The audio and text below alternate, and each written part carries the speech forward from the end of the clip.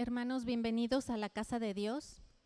El Señor nos ha dado nuevamente la oportunidad, este día, este aliento de vida para podernos reunir como casa, como hermanos y tener el privilegio de poder abrir su palabra y ver lo que podemos encontrar en ella, grandes tesoros que en ella se encuentran. Y esto lo vamos a hacer no sin antes, como siempre, realizar nuestra declaración de fe. Si gustas levantar tu Biblia y repetir conmigo si esto ha sido ya una realidad en tu corazón, y si no, porque lo sea. Esta es mi Biblia, la palabra de Dios. Yo soy lo que mi Biblia dice que soy. Yo tengo lo que mi Biblia dice que tengo. Y yo puedo hacer todo lo que mi Biblia dice que puedo hacer. Hoy la leeré, la escucharé, la obedeceré, y la semilla incorruptible de la palabra de Dios penetrará en mi corazón, que producirá fruto y transformará mi vida, mi espíritu, mi alma, mi cuerpo, mis finanzas, mi familia, mi iglesia, mi ciudad, para siempre. Nunca más seré el mismo. Nunca, nunca, nunca. Amén. Y bendito sea el Señor, porque esto es una realidad. Y bueno, mis hermanos, el tema que el día de hoy queremos compartir con ustedes se llama Confía. Y si bien este tema que el día de hoy queremos presentarles es, digamos, un ejercicio de lo que fue la enseñanza que antecede a la presente. La enseñanza anterior a esta se llamó Así sea. Entonces, las cosas que dijimos en aquella enseñanza, si quizás la tengas presente en tu memoria, hablábamos de la importancia de que tengas comunión con la palabra de Dios cada día. Y decíamos, lee la palabra del primer libro al último. Léelo una vez, léelo 2 veces, léelo 3 veces, las veces que sea necesario. Y cuando hayas hecho esto, vas a empezar a tener dudas muy específicas. Y decíamos, cuando el predicador se presente y abra la Biblia y diga, vamos a hablar sobre tal capítulo, sobre tal versículo, tú ya vas a tener dudas muy específicas. Eso fue lo que dijimos en la sesión anterior. Bueno, vamos a ponerlo en práctica. Entonces, este tema que se llama Confía, lo vamos a fundamentar en 4 capítulos de la Biblia. Hay más, pero los que están vinculados sobre el tema son 4. Y es uno de ellos el libro de Pedro, la primera carta de Pedro en su capítulo 3. Vamos a hablar también del libro de Levítico, capítulo 10, el libro de Números, capítulo 20, y el libro de Isaías, capítulo 7 y capítulo 8. Siendo esto, cuando tengas oportunidad, o si ya lo leíste, eso es extraordinario. Y si no, cuando tengas oportunidad, dedícate unos minutos, 1 hora quizás, si es necesario, a estos 4 capítulos que acabamos de decir.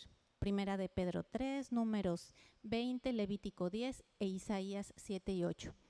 A modo tal de que veas si el principio que estamos por concluir es efectivamente el que tú vas a entender. ¿Y eso por qué?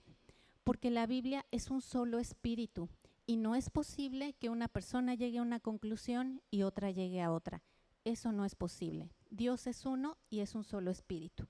Entonces, sobre esto, pensemos en el libro de Primera de Pedro. Hablemos sobre su autor, el apóstol Pedro.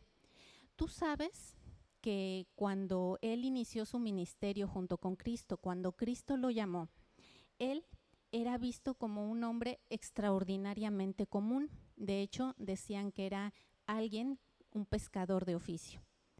Cuando el evangelio ya se estaba predicando, cuando Cristo ya había resucitado, cuando Cristo ya había ascendido al Padre, cuando el evangelio ya era predicado, los líderes, las personas que tenían el liderazgo de Israel, ellos decían, por ejemplo, en Hechos capítulo 4, que tanto Juan como Pedro eran hombres del vulgo, eran personas sin letras, así los tenían calificados. Sin embargo, les llamaba poderosamente la atención el denuedo, esa intensidad, ese convencimiento que tenía Pedro para hablar el Evangelio de Jesucristo.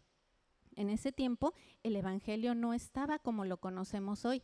Sin embargo, la verdad eterna del Hijo de Dios que vino a este mundo a entregarse para ser Él el que recibiera la ira de Dios debida a mis pecados y tus pecados, ese principio eterno es el que se empezó a proclamar en la iglesia primitiva. Hablar del Evangelio de Cristo, del hombre, Dios, que se hizo hombre, que vino a esta tierra, que murió, pero que resucitó. Ese fue el primer evangelio. Y entonces eso era lo que predicaba Pedro y les llamaba mucho la atención porque no se hablaba de esas cosas y de esa manera.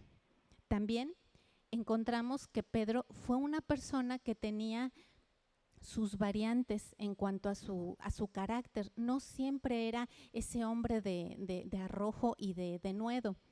Encontramos que a veces él fue visto como alguien que veía a Cristo y decía, tú eres el Hijo del Dios viviente. Pero en otro momento lo encontramos evitando que Cristo fuera a la cruz. Y entonces, ¿qué le dijo Jesucristo? Apártate de mí, Satanás. Un hombre que tenía mucho apego, que tenía mucha pasión por la palabra de Dios, pero que tenía estos problemas en su carácter. Tenía altas y tenía bajas, como quizás las tengas tú y como las tengo yo. Pedro, también el apóstol, este hombre que escribió la carta de la cual vamos a hablar, primera de Pedro, él entendía, como espero mi hermano y mi hermana que sea también tu realidad, que él tenía una gran necesidad por la palabra de Cristo, por Jesucristo. Él le dijo, ¿a quién iremos si solamente tú tienes palabras de vida eterna? Y estas palabras de Juan 6:68 que salieron del corazón de este apóstol. Pedro tuvo un rol muy trascendente, muy significativo en la proclamación del Evangelio una vez que la iglesia comenzó. Cuando Jesucristo había resucitado, cuando Jesucristo estuvo con los 12 y después apareció vivo con pruebas indubitables, cuando vieron que efectivamente lo que él había dicho se cumplió, que él había resucitado, él estuvo entre nosotros ya en ese carácter. Y antes de ascender al Padre, él, en el libro de los Hechos, capítulo 1, le dio un mensaje a sus discípulos y les dijo en Hechos 1:8, pero recibiréis poder cuando haya venido sobre vosotros el Espíritu Santo, y me seréis testigos en Jerusalén, en toda Judea, en Samaria y hasta lo último de la tierra. La Escritura, en el libro de los Hechos, nos da testimonio de cómo esto se hizo una realidad. En el libro de los Hechos, capítulo 2, encontramos cómo fue predicado el Evangelio, cómo vino el Espíritu Santo, cómo vino ese bautismo en el Espíritu. Y entonces encontramos esto que dijo Jesucristo. El Evangelio empezó a ser predicado en Jerusalén, en Judea. ¿Y quién estuvo ahí como un elemento fundamental? Pedro. Después el Evangelio se llevó a Samaria. Samaria se encontraba en la parte norte de Jerusalén y ahí encontramos a Felipe, que fue un hombre que empezó a llevar el Evangelio. Y cuando en Jerusalén se dieron cuenta que se estaban convirtiendo en Samaria, mandaron a Pedro y a Juan a que los bautizaran en el Espíritu. Entonces el Evangelio iba poco a poco proclamándose y de ahí hasta lo último de la tierra. Pero no dejemos de lado que en Hechos capítulo 10 el Evangelio empezó a hacerse una realidad para ti y para mí. ¿Qué es Hechos capítulo 10? El hecho de que los gentiles empezaron a creer en el Evangelio, primero por Cornelio, un hombre romano, un centurión, un hombre justo, piadoso, que tenía buen testimonio. Y se da una historia muy, muy interesante al cabo de Hechos capítulo 10, donde lo que encontramos es que Pedro justamente tiene este papel relevante en el hecho de que la palabra de Dios empezara a irse permeando desde Jerusalén hasta lo último del mundo. Y en Hechos 10 encontramos la conversión de los gentiles. Ahí es donde nacimos nosotros. Y Hechos 10 ha sido mal utilizado pensando que las leyes dietéticas que están en el Antiguo Testamento ya no tienen vigencia. Eso no tiene ningún sentido con relación a lo que dice el capítulo. Y lo que dice es algo muy importante y que está resumido en Hechos 10 a partir del verso 28, donde dice, y les dijo, vosotros sabéis, es Pedro hablando, por supuesto, cuán abominable es para un varón judío juntarse, es Hechos 10, verso 8. Vosotros sabéis cuán, y les dijo, vosotros sabéis cuán abominable es para un varón judío juntarse o acercarse a un extranjero. Hechos 10, por favor, 10, verso 28. Exacto. Cuán abominable es para un varón judío juntarse o acercarse a un extranjero. Pero a mí me ha mostrado Dios que a ningún hombre llame común o inmundo. Entonces, el Señor dijo, el Evangelio es para toda carne, todo aquel que lo reciba. Y el apóstol fue el encargado de llevar este mensaje. Posteriormente se uniría el apóstol de los gentiles, el apóstol Pablo. Pero ¿qué es lo importante aquí, mis hermanos? Jerusalén, la nación de Dios, ellos habían sido apartados desde Abraham para ser una nación santa, para ser una nación que fuera luz a las naciones. Pero sabemos que en su historia ellos comenzaron a apartarse y terminaron haciendo tradiciones de hombres, mandamientos de hombres. Dejaron de ser aquello a lo que fueron llamados, luz a las naciones, de acuerdo a Isaías 49:6. Y entonces, ¿qué es lo trascendente aquí en Hechos 10? Que el Evangelio estaba siendo predicado a pesar de la falla que tuvo Israel. ¿Y por quiénes? Por ese remanente, en este caso, Pedro. Entonces, si hablamos de la carta, mis hermanos, de Primera de Pedro, ¿qué encontramos en ella? Fue escrita entre el año 64 y 65 después de Cristo, de acuerdo con los eruditos.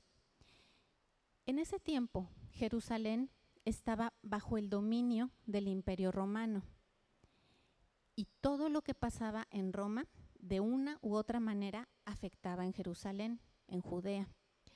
¿Y qué pasó? Los cristianos, los creyentes, ya la iglesia había crecido. Desde el día 50 empezó a nacer la iglesia y a crecer. Ya habían pasado años, estamos hablando de entre el año 64 y 65. Y entonces encontramos que había para los creyentes persecución.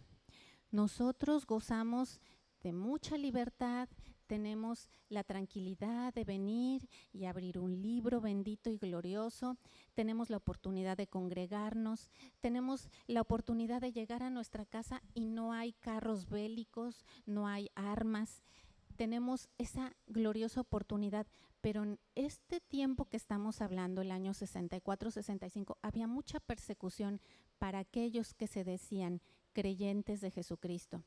¿Y qué pasó en ese año, año 64? Si tú lo recuerdas, el emperador Nerón incendió Roma. Este hecho, de acuerdo a los historiadores, llevó a decir que eran los judíos los que habían hecho esa situación en Roma. Entonces, la persecución se acrecentó de manera terrible. La carta primera de Pedro está dirigida entonces a creyentes que están sufriendo persecución.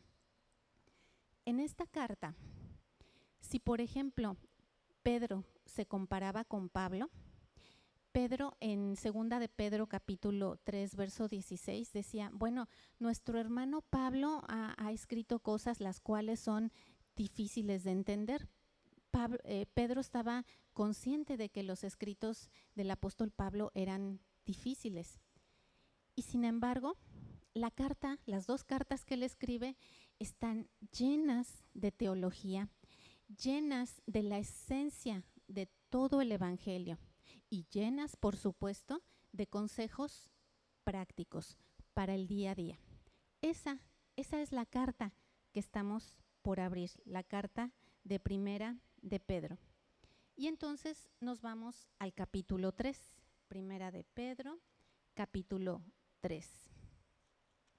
Y entonces encontramos en los versos 13 y 15, si gustas verlo en tu Biblia, eso también es muy importante, mis hermanos, que tú empieces a familiarizarte con tu Biblia, porque a veces cuando no te acuerdes por memoria, sí vas a decir, yo me acuerdo que ese verso lo vi en la parte izquierda de mi Biblia, en la carta de Pedro, y eso te ayuda a localizar las cosas de manera más rápida. Es un recurso de memorización. Entonces, si puedes abrir tu Biblia en Primera de Pedro, capítulo 3, de este hombre poderoso en el Evangelio. ¿Y qué encontramos en los versos 13 y 15? Dice, ¿y quién es aquel que os podrá hacer daño si vosotros seguís el bien? Recuerden, estamos hablando de un grupo de creyentes perseguidos. Dice el verso 14, mas también si alguna cosa padecéis por causa de la justicia, bienaventurados sois. Por tanto, no os amedrentéis por temor de ellos, ni os conturbéis. Verso 15, y solo leeremos la primera parte. Sino, santificad a Dios el Señor en vuestros corazones. Pregunta, mis hermanos, ¿qué quiere decir el apóstol con santifica a Dios en tu corazón? Sí entendemos lo anterior, ¿verdad? No te amedrentes, no andes temeroso, pero ¿a qué se refiere el apóstol con santifica a Dios en tu corazón? Bueno, vamos a dejar que sea la misma escritura la que nos diga qué es exactamente eso. Y para explicarlo, qué es santificar a Dios en el corazón, que es algo trascendente y que debe de ser nuestro día a día, pensemos en el libro de Levítico 10. ¿Te acuerdas que al principio hablábamos de 4 libros? Bueno, este es el segundo de ellos, Levítico 10. Resulta ser que para este tiempo que vamos a hablar, el pueblo de Israel ya había salido de Egipto, ya habían pasado esos 40 años, ya existía el tabernáculo que se construyó en el último año en el desierto. Y de hecho aquí cabe señalar que un aspecto muy importante de la carta de Éxodo, del libro del Éxodo, sí, efectivamente, es que los hijos de Israel salieron de Egipto después de estar más de 400 años, y salieron con mano poderosa por medio de Dios y de su libertador Moisés. Sin embargo, el otro tema que es trascendente y fundamental en el libro del Éxodo es el tabernáculo. El tabernáculo se elaboró entonces durante esos últimos meses de su estadía en el desierto y ya estaba instituido para cuando el libro de Levítico está en operación, porque ya está explicando todo lo que tiene que ver con el servicio que se da en el tabernáculo. ¿Eso qué importancia tiene? Bueno, pues resulta ser que los hijos del sacerdote Aarón en Levítico 10, tú lo recordarás, presentaron fuego extraño. ¿Qué es el fuego extraño? Vemos en Levítico 10 que los sacerdotes, hijos del sumo sacerdote Aarón, sus hijos, llegaron delante, dice a partir del verso 1 de Levítico 10. Nadab y Abiú, hijos de Aarón, tomaron cada uno su incensario y pusieron en ellos fuego, sobre el cual pusieron incienso y ofrecieron delante del Señor fuego extraño, que Él nunca les mandó. Y salió fuego de delante del Señor y los quemó y murieron. Fuego extraño, adoración a Dios, no en los términos que el Señor había prescrito. El Señor en Levítico 16 dijo, no en todo tiempo van a entrar al tabernáculo, y no cualquiera va a entrar al tabernáculo, sino una vez al año, y va a entrar el sumo sacerdote. Y va a entrar, y Levítico 16 explica todo lo que el sacerdote tenía que hacer para entrar al lugar santísimo. No era en sus términos, no era como yo me imagino, es como Dios ha dicho que Él desea ser alabado por sus criaturas. Y entonces dice Levítico 10, verso 3, entonces dijo Moisés a Aarón, esto es lo que habló el Señor diciendo, en los que a mí se acercan, me santificaré, en presencia de todo el pueblo seré glorificado. Y Aarón cayó, el padre, que vio a sus 2 hijos muertos en el acto.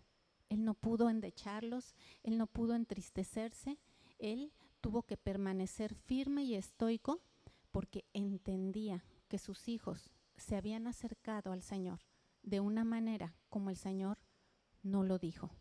Eso es santificar a Dios en el corazón, es hacer las cosas como Él lo ha mandado. Otro libro que nos explica cómo santificar a Dios en nuestro corazón es Números, capítulo 20. Lo hablábamos hace ratito. En Números 20 encontramos a la nación de Israel que está próxima a entrar a la tierra prometida. Se encuentran en el desierto de Sin. Ya están a un paso de llegar al lugar de la promesa. Y entonces, ¿qué sucede? Han pasado 40 años en el desierto y las necesidades del cuerpo están presentes. Tienen sed. Y entonces Aarón y Moisés pues están en el desierto, van delante del Señor y oran. ¿Qué hacemos ante esta situación? Era un recurso que no podían ellos tener de sus medios. Entonces el Señor, en el libro de Números, capítulo 20, verso 8, le dice a Moisés y Aarón, toma la vara y reúne la congregación, tú y Aarón, tu hermano, y hablad a la peña a vista de ellos, y ella dará su agua, y les sacarás agua de la peña, darás a beber a la congregación y a sus bestias. El Señor fue muy claro. ¿Qué tenían que hacer? Tomar la vara, la autoridad, y dirigirse a la peña que les iba a proveer el agua. Tenían que hablarle. ¿Y qué fue lo que hizo Moisés? Lo encontramos en el libro de Números, capítulo 20, a partir del verso 10. Dice, y reunieron Moisés y Aarón a la congregación delante de la peña y les dijo, oíd rebeldes, ¿os hemos de hacer salir agua de esta peña? Entonces alzó Moisés su mano y golpeó la peña con su vara 2 veces. Y salieron muchas aguas y bebió la congregación. ¿Pero qué dijo el Señor? ¿Qué pasó en Levítico 10 cuando los hijos del sacerdote no hicieron las cosas como el Señor lo había ordenado? Murieron. ¿Qué le pasó a este gran siervo de Dios, a Moisés, cuando no hizo las cosas como el Señor se lo dijo? Lo vemos aquí en Números 20, en el verso 12, que dice, y el Señor dijo a Moisés y a Aarón, por cuanto no creísteis en mí para santificarme delante de los hijos de Israel, por tanto, no meteréis esta congregación en la tierra que les he dado. Hay consecuencias. Moisés estaba tan cerca de la tierra prometida, pero por este hecho, por esta circunstancia, él ya no pudo gozar en su vida la promesa que el Señor había hecho de que esa tierra sería suya. Hubo consecuencias. ¿Qué es santificar a Dios en nuestro corazón? Lo dice aquí y lo acabamos de leer en Números 20. Dice, por cuanto no creísteis en mí para santificarme. El Señor nos dice su palabra tan clara, nos la presenta, pero cuando decidimos no creer, es una afrenta muy grande que le estamos haciendo al Rey de Reyes y al Señor de Señores. Veamos otro ejemplo de qué significa santificar al Señor en nuestros corazones. Y lo encontramos en el libro de Isaías, capítulo 7 y capítulo 8. ¿Qué sucede aquí? Israel ya era un reino y de hecho para ese entonces eran dos reinos, el reino del norte y el reino del sur. El reino del norte se caracterizaba por la idolatría, el reino del sur todavía estaba siguiendo la ley del Señor. Seguían equivocándose, sus reyes tenían reyes buenos y reyes que no eran tan buenos, pero estaban todavía de pie. Y entonces, en este momento de Isaías capítulo 7, es más o menos entre el año 735, 715 antes de Cristo, que se presenta esta historia que tenemos aquí, la llamada guerra Ciro-Efratea. ¿Qué sucedió? El rey de Judá, Acaz, se enteró de que los sirios y los efrateos, o sea, Efraín, o sea, sus hermanos del norte, se habían confederado. Y entonces esa confederación significó que ellos venían para atacar a Judá. Dice la Escritura en el libro de Isaías, capítulo 7, en la segunda parte del verso 2, dice Isaías 7, verso 2, en la segunda parte, hablando de este rey, ¿qué fue lo que sintió cuando se enteró de que había una invasión militar hacia su reino? Y se le estremeció el corazón y el corazón de su pueblo, como se estremecen los árboles del monte a causa del viento. El rey estaba muy temeroso de esta situación que venía. Y entonces, ¿qué fue lo que pasó?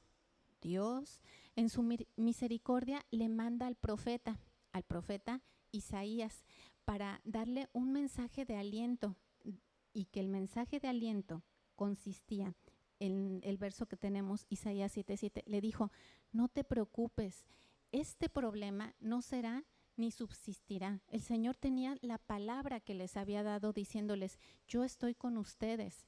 Obviamente el pueblo se había rebelado y había consecuencias, pero la palabra del Señor estaba con ellos para decirles, ante esta situación, aunque se ve muy complicada, yo estoy con ustedes. El rey Acaz no quiso creer esto.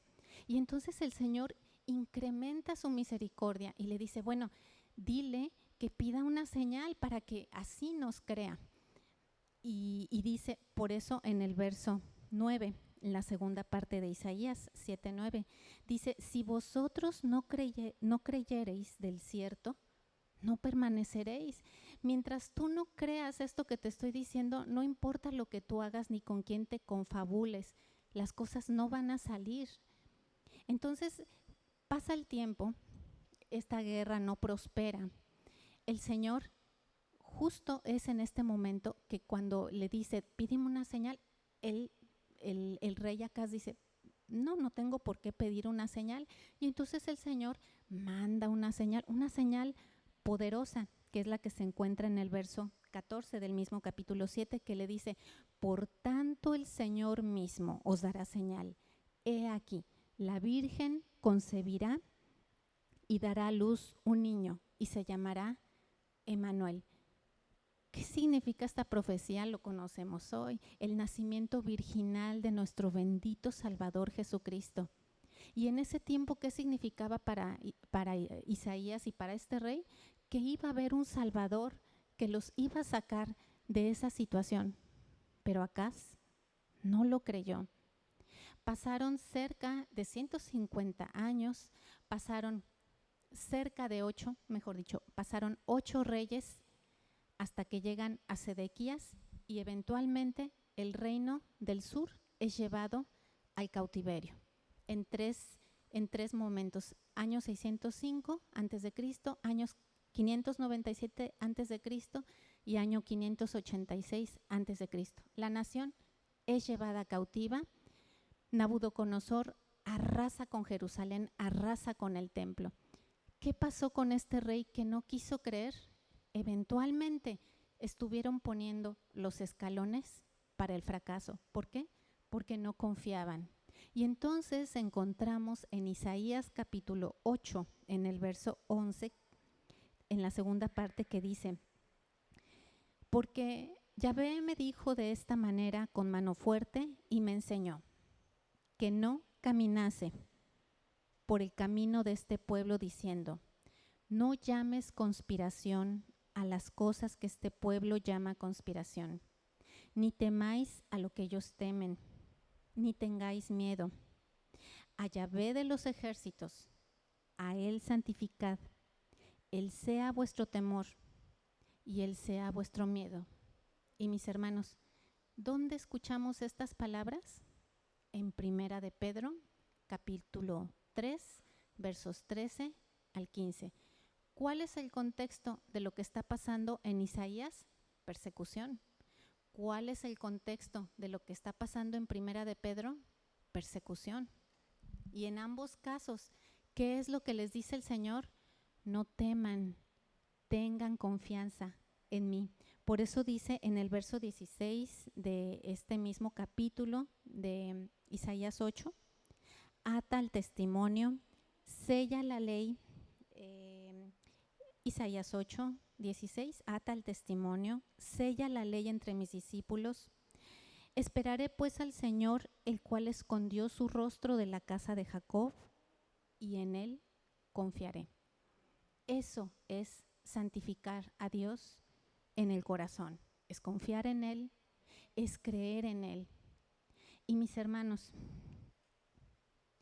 ¿qué pasa cuando no lo hacemos? Y todos lo hacemos. Tenemos una vida que no es el 100% del tiempo en la iglesia y continuamente nos estamos equivocando, tratamos con personas difíciles, hay situaciones en la familia, quizás haya escasez, quizás haya enfermedad, quizás hay problemas legales, quizá todo está muy bien y no nos hemos dado cuenta de los problemas que se están gestando en nuestro hogar por falta de discernimiento. Entonces, ¿qué es lo que pasa?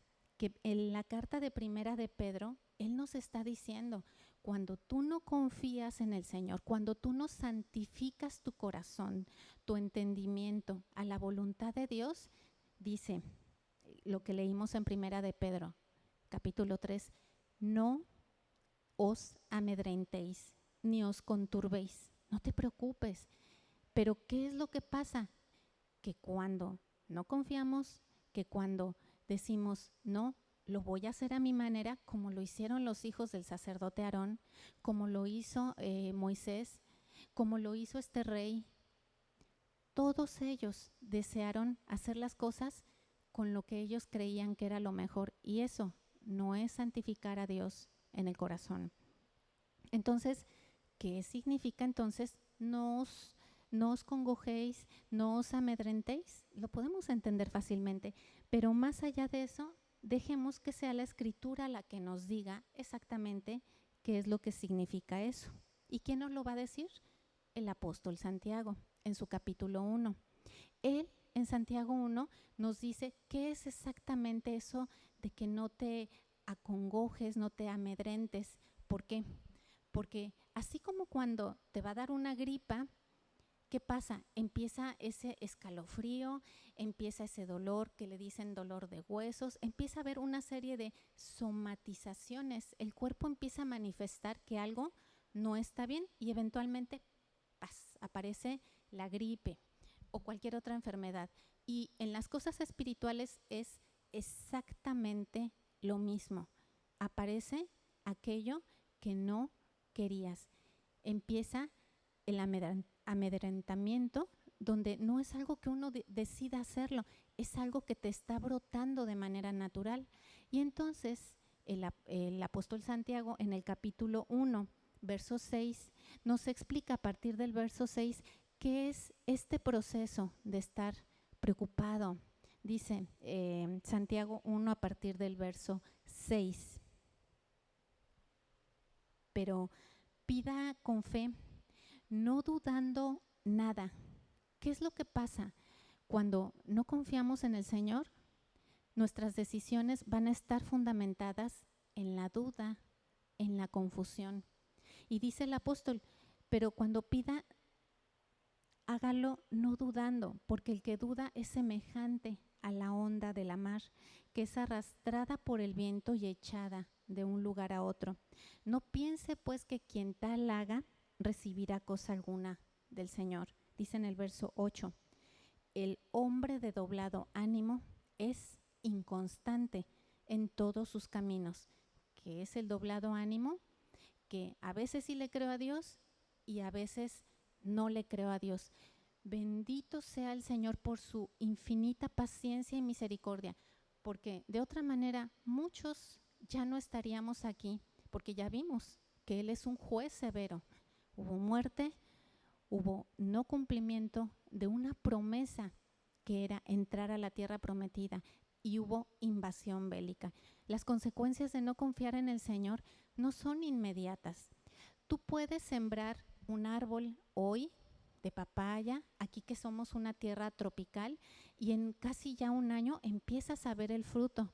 El resultado es casi inmediato. O puedes sembrar semillas de girasoles y en una semana ya empiezas a ver los retoños de la flor. Pero si, por ejemplo, tú deseas sembrar otro tipo de plantas que les toma mucho más tiempo, tú vas y la visitas en un mes, en 5 meses, en un año, como el bambú. Y resulta ser que no hay nada, hasta ya se te olvida que tú sembraste ahí la semilla, pero le toma años. Y cuando llega su tiempo de cumplimiento, emerge de manera grande y majestuosa. Así son las consecuencias espirituales. Pensamos que no pasa nada, pero sí pasa. Y esos momentos de tristeza, de desesperación, de confusión, de desánimo, son el resultado, mis hermanos, de que no estamos confiando en Dios. El cuerpo nos está hablando. Esa tristeza aparente que tienes no son tus problemas. Los problemas son solamente un insumo para decirte cómo estás delante del Señor. No estamos hablando de salvación. Ese tema ya fue tratado en la cruz y hemos creído en el sacrificio justo y santo de Jesucristo. Aquí estamos hablando del proceso que estamos experimentando que se llama santificación. Entonces, si me pueden apoyar con la luz, mis hermanos. Venimos a la palabra de Dios. ¿Nos van a hacer favor de apagar las luces? No es una falla técnica. ¿Y qué es lo que encontramos? Y volvemos al punto inicial. Decimos, ve a la palabra de Dios, léela, estúdiala, ten comunión con ella. Espero, mis hermanos, hemos insistido mucho en esto, que esto ya sea una realidad en tu vida. Vas a llegar a la palabra y ¿qué va a pasar? Oscuridad, como ahorita lo podemos apreciar. Quisiéramos que fuera más oscuridad, pero bueno, tenemos fuentes de luz. Vienes a la palabra de Dios y te encuentras justamente esto, oscuridad, no se le entiende. Empieza a chocar contra nuestra lógica, nuestra sabiduría, nuestro entendimiento natural. Vienes a la palabra de Dios y que la creación fue en 7 días. Eso choca y rompe contra toda nuestra ciencia y nuestro conocimiento. Te encuentras en Apocalipsis trompetas, te encuentras sellos, te encuentras tantas cosas, en Levítico te encuentras holocaustos y dices, Dios mío, ¿qué es esto? Sin embargo, permanece fiel. Si son tan amables de prender la luz, si tú permaneces en la palabra, aunque no la entiendas, mis hermanos, porque la palabra es espiritual, y has dispuesto tu corazón, así empieza la luz a aparecer. Es como un camino Emaús donde el Evangelio empieza a ser abierto a tu entendimiento. Y más allá de eso, mis hermanos, una cosa es saber, y puedes saber muchos libros, inclusive puedes saberte la Biblia de memoria, eso no te transforma. Es importante que la conozcas totalmente. No puedes comparar una enseñanza si no estás hablando del libro tal y como está escrito. Pero si vienes a la palabra de Dios con ese discernimiento, el Espíritu Santo, así como ahorita tuviste que empezó a incrementarse la luz, el Espíritu Santo viene y te empieza a abrir la escritura y cada vez empieza a ser más clara y dices, ok, ya entendí lo que leía ya y que no entendía, que lo veía tan oscuro, que lo veía tan insensato, porque mis hermanos, nuestra mente es finita, es muy limitada y a veces, y con esa mente limitada queremos entender la grandeza de los pensamientos de Dios. Si la Biblia lo dice, es un hecho que es una realidad. Y para el entendimiento del hombre, esto no es posible de encontrarlo en un laboratorio, no puede ser entendido de esa manera. ¿Por qué? Porque con esto, que tú empieces a tener esta comunión con la palabra todos los días, que no lo entiendas, tú persevera. ¿Te acuerdas? Porque estamos haciendo referencia a la enseñanza de hace unas semanas, donde decíamos, estos escalones representan la fe, representan los diferentes estados de fe por los que vamos atravesando. Aquí está el creyente recién convertido a la palabra de Dios. ¿Y qué encontramos en este creyente? Que todavía es como un niño, ese creyente que todavía está haciendo oraciones porque quiere que sus circunstancias cambien. Y por supuesto que queremos que nuestras circunstancias cambien, pero son esas circunstancias las que justamente nos llevan a crecer en la fe. Y entonces empiezas a entender que es el despojarte de tus circunstancias lo que te va a ayudar a seguir creciendo hasta llegar a la estatura de un varón perfecto de Cristo Jesús. Y Él nos ha dado su Espíritu para que podamos estar en esta posición donde dijo el Señor, no se haga mi voluntad, mas sea tu voluntad. A eso, mis hermanos, estamos llamados a crecer. Y el crecimiento, así como ocurrió con tu bebé, tuvo que ser a través de la comida. Y ahorita vimos cómo se fue haciendo la luz. Nuevamente, recurramos al Antiguo Testamento. Supongamos que aquí está el norte, aquí está el sur, el este y el oeste. En el tabernáculo, al norte se colocaba la mesa del pan de la proposición en el lugar santo. Al sur se colocaba el altar de sacrificio. Contrario a la mesa del pan se colocaba el candelabro. Todo esto en el lugar santo. Pero al oeste, en el lugar santísimo, ahí se encontraba justamente el propiciatorio, el arca del pacto. Entonces, ¿esto de qué nos habla, mis hermanos? Aquí estaba el candelabro y aquí estaba la mesa de los panes. ¿Qué es eso, mis hermanos? Es la luz del Espíritu Santo iluminándote el pan. Este pan te lo ilumina y entonces es el Espíritu Santo el que te hace entenderlo en el espíritu en el que está escrito. Por eso decíamos la semana pasada o la vez pasada que nos reunimos, que por eso hay tantas religiones, por eso hay tantas denominaciones, o sea, de una misma religión a su vez se bifurcan. ¿Por qué? Porque le dan mayor preponderancia a un asunto y ese no es el Evangelio, mis hermanos. Somos llamados a la defensa y presentación, como está escrito de este Evangelio. De acuerdo a este Evangelio, no hay muchas religiones. De hecho, no hay religiones, hay un solo Dios. Y muchos hermanos, así como ahorita sucede, la tecnología de repente nos falla, se bajaron las pilas. Puede ser que este libro, de tanta comunión que tengas con él, se empiece a gastar inclusive. Pero la semilla que está sembrando en tu corazón, esa es poderosa, esa es eterna. Sus frutos no solamente van a ser para esta vida, sino para la futura, cuando estemos con el Rey de Reyes y Señor de Señores. Para terminar, mis hermanos, les invito a que posen sus ojos en su Biblia, en el Salmo 78, los primeros 7 versículos. Salmo 78, los primeros 7 versículos. Dice: escucha, pueblo mío. Escucha mi ley. Inclinad vuestro oído a las palabras de mi boca. Y esa, hago paréntesis, esa es mi oración, hermano. Que inclines tu oído. ¿Qué significa inclinar tu oído? Que dejas todo a un lado y estás diciendo: tienes toda mi atención. Repetimos: escucha, pueblo mío, mi ley. Inclinad vuestro oído a las palabras de mi boca. Abriré mi boca en proverbios, hablaré cosas escondidas desde tiempos antiguos. 3.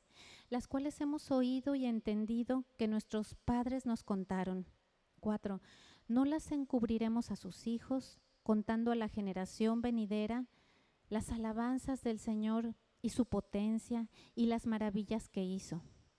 Él estableció el testimonio en Jacob y puso ley en Israel, la cual mandó a nuestros padres que la notificasen a sus hijos, para que lo sepa la generación venidera y los hijos que nacerán, y los que se levantarán lo cuenten a sus hijos. Ahí estamos tú y yo, mi hermano. Verso 7. A fin de que pongan en Dios su confianza y no se olviden de las obras de Dios. Padre Santo, en esta hora te pedimos, todos aquellos que escucharon esta palabra, asimismo, dispongan su corazón a santificarlo para ti, que tú seas la prioridad, que estén dispuestos a hacer las cosas como tú dices que se hacen, no bajo nuestro entendimiento, no bajo nuestras muchas letras que lo único que nos han mostrado son error tras error, pero tu palabra es pura y acrisolada, tu palabra es perfecta. Te pido, Padre, que sea así en mis hermanos, que confíen, que crean en ti. En el nombre de Cristo, amén. Si gustas darle una fuerte ofrenda de palmas a nuestro Señor bendito y glorioso, vamos a orar por las ofrendas. Padre Santo, gracias por las riquezas de tu palabra, que son maravillosas, que cuando abrimos nuestro corazón no es el conocimiento el que nos transforma, sino tu Espíritu revelado en nosotros. Y con ese Espíritu revelado, Padre, ponemos delante de ti estas ofrendas y estos diezmos para que esta obra continúe hasta que tú así lo consideres permanente y prudente. Gracias, Señor, en el nombre de Jesús. Amén.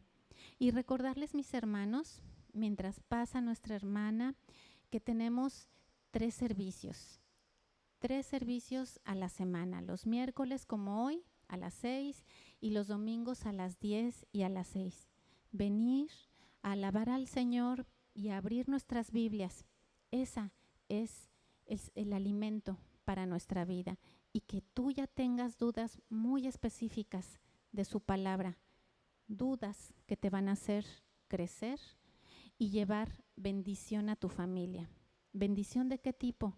Reducción de enfermedad, un manejo más adecuado de los problemas, el medir los problemas bajo la perspectiva de Dios. Si fuéramos conscientes de cuántas cosas hemos sobreestimado y que de acuerdo a la Biblia no tienen ninguna importancia, y les damos tanta importancia que hasta nos enferman. Así es que, mis hermanos, esta es la palabra del Señor, y si gustas ponerte de pie para que nos despidamos y tengamos esta última oración. Si gustas levantar tus manos.